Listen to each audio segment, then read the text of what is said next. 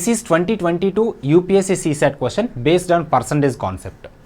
The increase in the price of a certain item was 25%, then the price was decreased by 20% and then again increased by 10%. What is the resultant increase in the price? స్టార్టింగ్లో ఒక price అనేది ఉండాలి, అప్పుడే increase అవ్వడం కానీ decrease అవ్వడం కానీ జరుగుతుంది.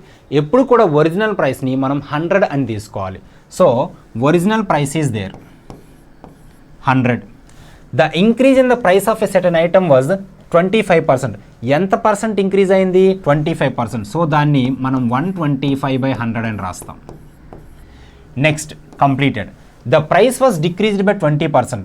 ఒరిజినల్గా 100 ఉంది, 20% డిక్రీజ్ అయింది అంటే 80కి పడిపోయినట్టు, 80/100. Then again increased by 10%. Original 100, 10% increase అయిందంటే 110 అయింది. సో 110/100. వీటిని క్యాన్సిల్ చేయాలి. 100 100 క్యాన్సిల్, ఈ 2 zeros క్యాన్సిల్ అయిపోతాయి. 25 5s, 25 4s, 4 1s, 4 2s, 2 5s 10, 10 into 11 110. So 110% వచ్చింది. 100 మీద ఎంత ఎక్కువ ఉంది? 10%. So answer is B.